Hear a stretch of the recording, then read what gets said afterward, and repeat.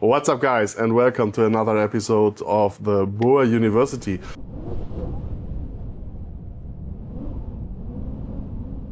Today I'd like to talk about responsibility.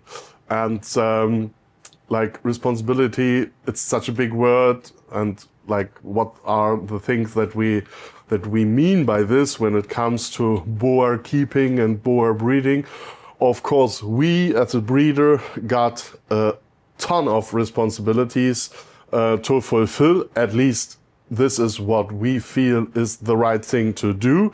And what do we mean by that? Like, responsibility, it starts with the proper keeping of the animals, that we are always providing proper paperwork and that everything is in order. But also that if you are buying an animal, that we guarantee, and it's our responsibility, that the animal is shipped to your place safe and sound, and that it arrives healthy.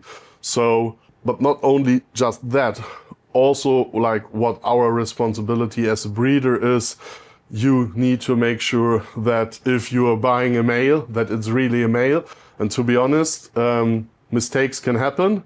I think my rate is quite low, but like at least 1 or 2 mistakes over all the years have been made. And well, yeah, if you're breeding a couple of hundred animals, a couple of hundreds animals a year, it can happen, but it shouldn't, of course. And however, but it is our responsibility that if you're buying a male, that you're receiving a male. And of course, that if we state that this is 100% double-head VPI blood leopard, that it really is 100% head VPI blood leopard, and that you're not getting any whatever wild type animals or just the pos head. So these things, together with the fact that we are very close monitoring and health checking our animals, this is what we see as our responsibility as a breeder.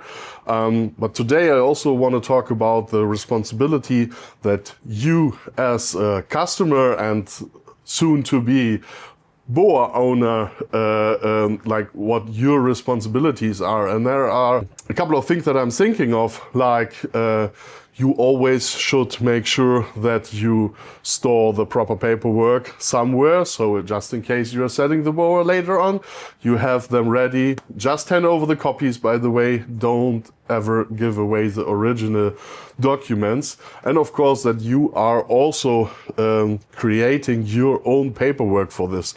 It's super simple. You can download a ton of templates.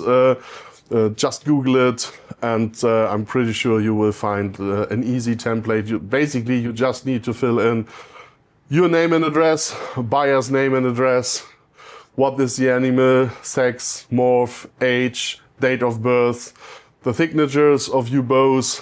Sometimes people want to see like the parents. So it is quite easy, and you don't have to create your own template at all.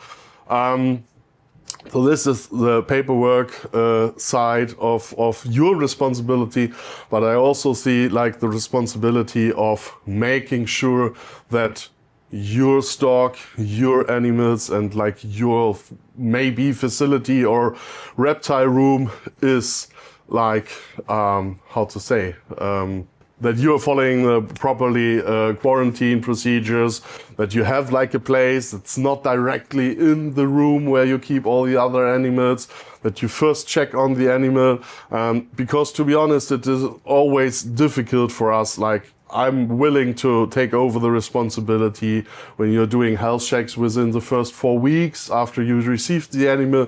Totally fine at all, but I hope you understand that it really is a weird thing when you come to us 1.5 years after you purchased the animal, or just even 8 months after you purchased the animal. It is really difficult for us to still, I mean, we are always here, no question about it, always here. If you have any questions, just send a message, give us a call. We're always happy to help. We are very well connected with some really specialized veterinarians. That's not the question at all, but we are not able to give a lifelong guarantee. We are still talking about a living creature. So this is all that I want to say is that you also need to take over the responsibility to take care of the animals and basically do the same as we do, like monitoring, health checks, etc., etc. I think this is super important. So this being said, basically why we did this video is to, of course, show a bit about how we feel, what we are responsible for, but that we also want to encourage you to also take the responsibility like to you and also like do something about it and not just, I don't know, VPI snow looks super beautiful when the snow has fallen and you take her out in the garden to have it in a white snow tree. Beautiful picture, but you cannot expect us to be responsible for the respiratory infection that she probably might have after this adventure in the snow. So it's always also on the buyer's side to act responsible with the animals that you purchased. So let us know in the comments below what you feel about this. Like, do you agree? Do you disagree? Do you agree to disagree? What are your opinions? What kind of responsibility do you see from a breeder perspective? On top of that, did we miss something? Do you see any other responsibilities that a buyer should like take over and yeah, would be really interesting to get to know. Leave a comment down below, and you know, just in case you're not following yet, it's a good time to hit the subscribe button. Would be a pleasure to see you again in the next episode. Take care, bye.